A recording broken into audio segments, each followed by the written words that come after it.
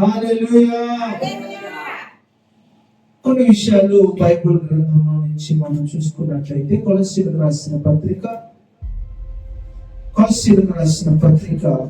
3వ అధ్యాయము 12వ వచనం నుండి మనం కొన్ని విషయాలు ఇక్కడ వ్యక్తిగతంగా దేవుడు మనకు జ్ఞాపకం చేస్తా ఉన్నాడు. బైబిల్ తీసిన వారు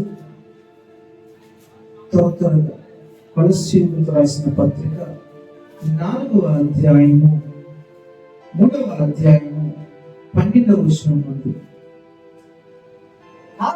కాగా దేవుని చేత ఏర్పరచబడిన వారు ఏంటట? ఫస్ట్ ఎవరు? మనము దేవుని చేత ఏర్పరచబడిన వారు అన్నమాట. దేవునికి స్తోత్రం. హల్లెలూయా, హల్లెలూయా. దేవుని చేత ఏర్పరచబడిన వారు ఎవరంట? పరిశుద్ధులట. ఈరోజు నువ్వు ఎవరి చేత ఏర్పరచబడి ఉన్నావు? మనుషుల చేత ఏర్పరచబడి ఉన్నావా? అయితే అవమానము నీ వెంట వస్తుంది. దేవుని చేత ఏర్పాటు చేయబడి ఉన్నావా? అయితే పరిశుద్ధులుగా నీవు ఎంచబడతావు. దేవునికి స్తోత్రం. హల్లెలూయా, హల్లెలూయా. తర్వాత చదవండి. ప్రియమైన వారికి తగినట్లు మీరు జాలిగల మనస్సును, దయాళత్వమును, వినయమును, సాత్వికమును, దీర్ఘశాంతమును ధరించుకొనుడి. ఏం ధరించుకోవాలంట మనము? దీర్ఘశాంతమును, వినయమును, సాత్వికమును, వినయమును, దయాళత్వమును, దీర్ఘశాంతమును ధరించుకుని వాడుగా మనము ఉండాలి.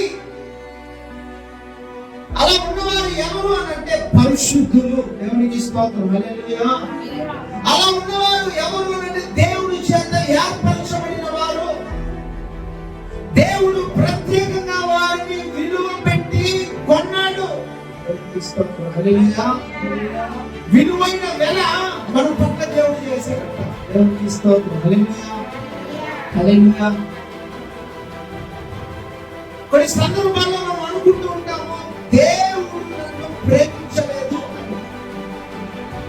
దేవుడు నా వైపు చూడట్లేదు అని, దేవుడు నన్ను గమనించట్లేదు అని, దేవుడు నా పట్ల గొప్ప ఆశ్చర్య కార్యములు చేయట్లేదని నేనంటాను.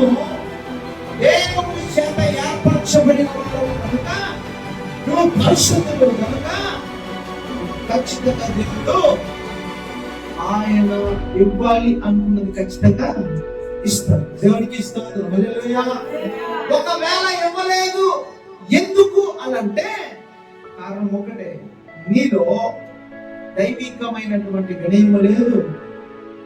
ఇతరుల పట్ల నువ్వు చేస్తున్నటువంటి కార్యములు మంచిగా లేవు. అందుకే దేవుడు ఎన్నో వెనుక ఉంచుతున్నాడు. హల్లెలూయా, హల్లెలూయా. కాదు ప్రభువా, నేను వెనుకటి వాడని కాదు, కానీ ముందు వాడనే నేను. ఎందుకంటే నా ముందు నడుచుకోవడం నీవే కనుక, నా ముందు నడిచే నీవు సైన్యములకు అధిపతి కనుక, నా ముందు నడిచే నీవు అనేకమైనటువంటి శత్రు బలగాలను కూర్చగలిగిన వాడవు కనుక నేను భయపడను, జడిను.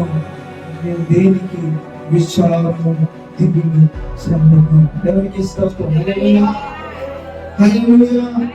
ఆ ధరించుకున్న తర్వాత ఎవడైనాను తనకు హాని చేసినని ఒకడు అనుకుని ఎడల ఒకరిని ఒకడు సహించుచు ఒకరిని ఒకడు క్షమించాలి. ప్రభువు మిమ్మును క్షమించులాగున మీరు క్షమించాలి. నీవు పాపము చేసి మోకరించి ప్రార్థన చేసి, ప్రభువా ఇదిగో నేను పాపం చేశాను, ఇదిగో ఈ పాపం వైపు నా చూపులు ఉన్నాయి, ఈ పాపములో నేను బ్రతుకుతున్నాను, ఈ పాపములో నేను ఏలుబడి చేస్తున్నానయ్యా, క్షమించు అని అంటున్నావు కదా. అలా క్షమించుకున్నప్పుడల్లా ఆయన నిన్ను క్షమిస్తున్నాడు. అయితే నీవు నీ శత్రువు లేదా నీ శత్రువులను శపిస్తూ శాపగ్రస్తునిలాగా నివసిస్తున్నావా? నేను ప్రశ్నించుకోవాలి. ఎస్, నేను నా శత్రువులను ప్రేమించగలను, నా శత్రువుకి క్షమాపేక్ష పెట్టగలను. చిన్న పాట అంటే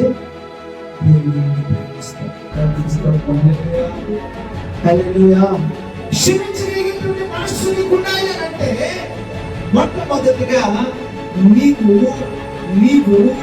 దేవుని చేత ఏర్పరచబడిన వాడిగాను, పరిశుద్ధంగాను, దుష్టత్వం విడిచిపెట్టి దయ కలిగిన వాడు, వినయం కలిగిన వాడు, సాత్వికమైనటువంటి మనస్సు నీలో ఉండగలగాలి.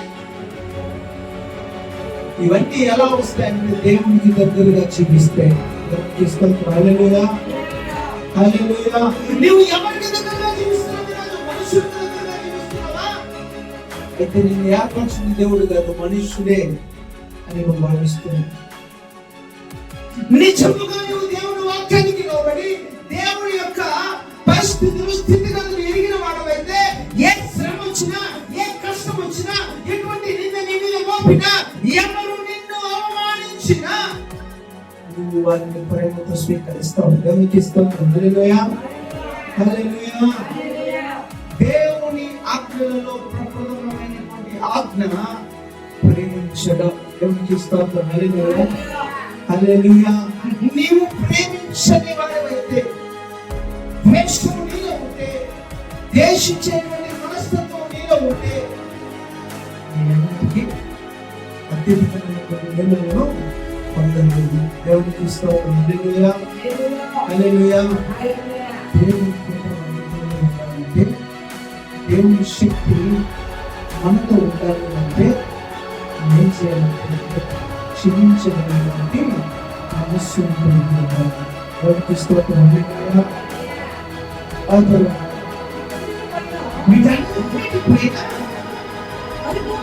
పరిపూర్ణతకు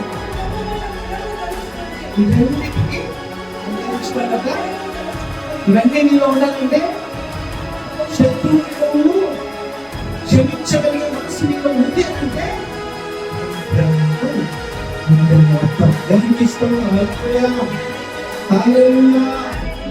దేవుని నువ్వు ప్రేమిస్తే, దేవుని ప్రేమ నీలో ఉంటే నీ శత్రువు నీకుతున్నా నీవు వాడిని శపించవు, క్షమిస్తావు. హల్లెలూయా, హల్లెలూయా. క్షమించే మనసు నీలో లేకుండా ఆదివారం మందిరానికి వచ్చి నువ్వు మంగళార్పుతో ఏడ్చి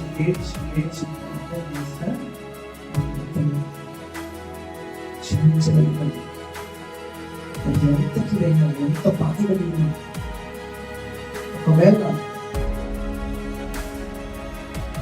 గమనించండి, వస్తూ ఉంటే, తిరుగుతులు తిరుగుతూ ఉంటే, ఆర్థిక పడుతూ ఉంటే, మరణార్థ పడుతూ ఉంటే మనకున్న మాటలు ఇస్తాం. ఏం చేస్తున్నారు క్షమించుకోవాలి.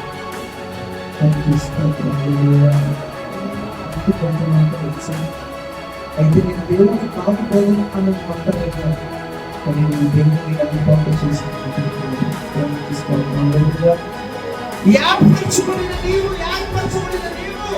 దేవుని సొత్తుగా ఉన్నాడు.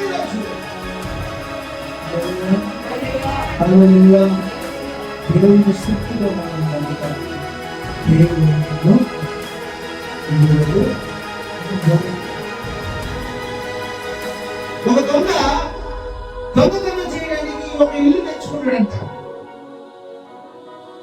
ఆ ఇంట్లోకి వెళ్ళిన తర్వాత నగలు ఉన్నాయంట, డబ్బు ఉందంట, ఇంకా ఏదో ఇతర వస్తువులు ఉన్నాయంట. వీటన్నిటిని దొంగిలించి బ్యాగ్ లో చదువుకున్నాడంట. వెళ్తూ ఒక పుస్తకం కనిపించిందంట. నేను మారు మనసు పొందాలి అనే పుస్తకం. ఈ మారు మనసు పొందాలి అని ఇదొక నాకెందుకులే అని అనుకున్నాడా? పట్టుకొని చదవసాగాడు. చదువుతూ చివరిలో ఒక మాట ఉంటుంది, దేవుడు ఈ లోకాన్ని ఎక్కువ ప్రేమించాడు. ఆ దొంగ అనుకుంటాడు, ఇదేమో ఆలోచించగలరు, దేవుడు లోకాన్ని ప్రేమించాడు కదా, లోకంలో పాపిని నన్ను కూడా ప్రేమించాడు ఆయన. ఇక మీద ఇక దొంగ ప్రాసన లేదు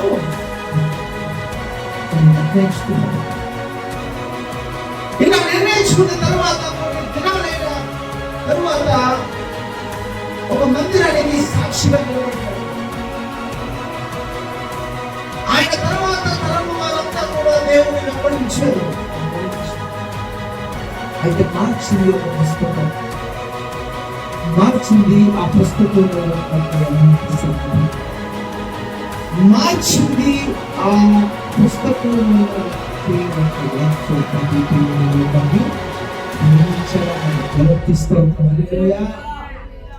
దొంగగా ఉన్నటువంటి వ్యక్తి మారినప్పుడు పరిశుద్ధ గ్రంథము మోస్తున్నావు కదా నీవు. పరిశుద్ధ గ్రంథంలో ప్రతి వాక్యము నీకు తెలుసు కదా. ఏ దేవజనుడు ఏ వాక్యము చెబుతున్నాడో, ఏ దేవజనుడు ఎలా చెబుతున్నాడో విశ్లేషించేటువంటి జ్ఞానం నీకు ఉంది కదా. నేను ఎందుకు మారు మనసు లేదు, ఎందుకు నువ్వు ఇంకా సుంకరిలాగా ఆలోచిస్తున్నావు? సుంకరి ఆలోచన నేను సుంకరి ఆలోచన దేవుడు ఎప్పుడు క్షమాపణ అడుగుతున్నాడు. నేను క్షమించబడాలి, అది కూడా క్షమించాలి.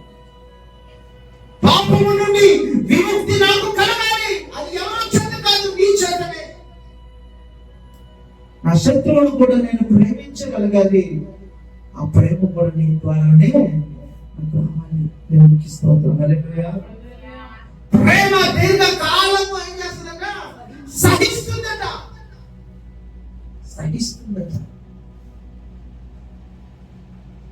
ఈరోజు ఆ ప్రేమ నీలో ఉంటాను లేదు బ్రదర్, ఆ ప్రేమ నాకు ఎప్పటికీ రాదు బ్రదర్ అనుకున్నామేమో. దయచేసి చెప్తా ఉన్నాను,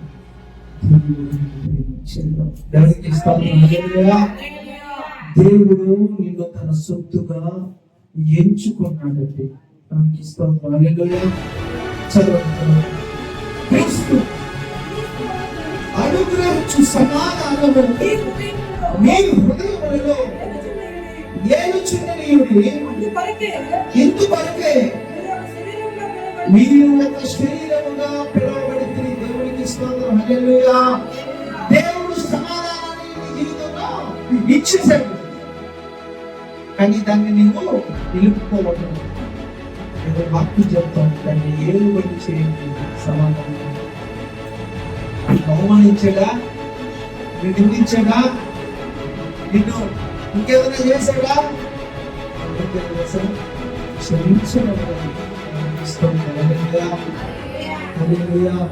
ఈరోజు ఎక్కడ చూసినా, ఏ ప్రాంతంలో చూసినా దాడులు,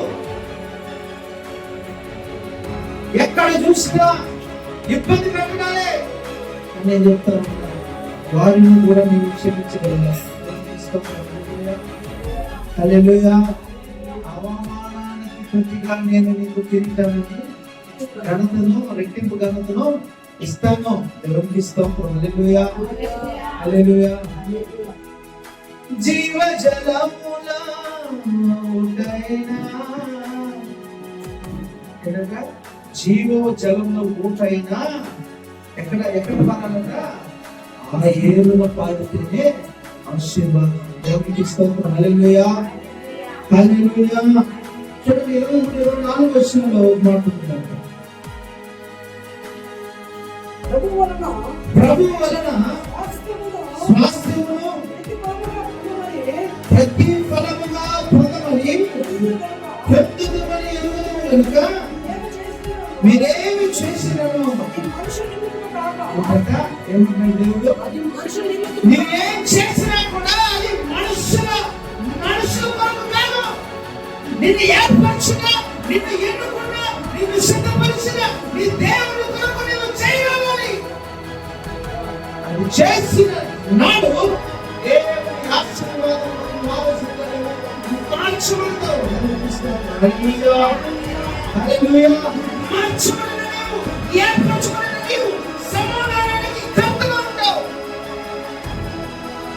ఈ శత్రువును కూడా నువ్వు క్షమించి ప్రేమించగలుగుతావు. హల్లెలూయా. ఈరోజు నేను మీకు ఒక చిన్న మాట చెప్పి ముగిస్తాను. మీ జీవితంలో ఎవరు మిమ్మల్ని శత్రుత్వంగా చూసిన మీరు వారిని చూడవలసింది క్షమాపణతోనే. దేవునికి స్తోత్రం. హల్లెలూయా. ఈ 4వ వచనం 2వ వచనం మాటలు చదవండి. ఏం జరిగినా, ఎలా జరిగినా, ఎలా ఉన్నారంటే ప్రార్థన యందు నిలకడగా ఉండండి. దేవునికి స్తోత్రం. హల్లెలూయా. ఏం జరిగినా నీ జీవితంలో ఎన్ని నిందలు, ఎన్ని అవమానాలు నిన్ను అడుగుకున్నా సరే ఏం చేయాలంట? ప్రార్థన యందు నిలకడగా ఉండాలి. నిన్ను ఎవరు అవమానించిన మోకరించాలి, ఎవరి ఇబ్బంది పెట్టినా మోకరించాలి. నీ జీవితంలో శత్రువులు ఎక్కువైపోయినా మోకరించాలి. నీ కుటుంబంలో సమాధానం లేదా మోకరించాలి. మనుషులతో చెప్పి మనుషుల ఘనత కోసం ఎదురు చూడకూడదు. ఇది దేవుని వాక్యం రూఢిగా తెలియజేస్తాం. మనుషుల కొరకు ప్రార్థన చేయవలసింది దేవుని కొరకు. నువ్వు మనుషుల కొరకు కాదు, నువ్వు వెలిగించబడాల్సింది దేవుని కొరకు వెలిగించబడాలి. మనుషులు నిన్ను చీకటిలోకి వస్తారు, దేవుని వాక్యం వెలుగులోకి నడిపిస్తారు. ఎందుకంటే దేవుడు ఈ లోకాన్ని ప్రేమించాడు. దేవుడు ఈ లోకాన్ని ప్రేమించాడంటే ఈ లోకంలో ప్రతి పాపిని ప్రేమించాడు. ఈరోజు వాక్యాన్ని వింటున్న మిమ్మల్ని ప్రేమించాడు. ప్రేమించిన నేను గురించి కష్టపెట్టైనా సరే సుఖాల వైపు నడిపిస్తాడు. దేవుడికి స్తోత్రం. హల్లెలూయా, హల్లెలూయా. చాలా మంది పెద్దలు అంటారు 2 చేతులు కలిస్తేనే మరి శబ్దం వినపడుతుంది. కానీ ఆ శబ్దానికి లోబడేవాడు మాత్రమే ఆశీర్వదించబడతాడు. తెలుసా? ఆ శబ్దమే దేవుని వాక్యం. దేవునికి స్తోత్రం. హల్లెలూయా. దేవుని వాక్యాన్ని నువ్వు ఎలా వింటున్నావు? దేవుని వాక్యాన్ని ఏ విధంగా లోబడుతున్నావు? నిజంగా దేవుని వాక్యాన్ని లోబడితే, నిజంగా దేవుని మాటలను అంగీకరిస్తే నీ జీవితంలో శత్రువులు నువ్వు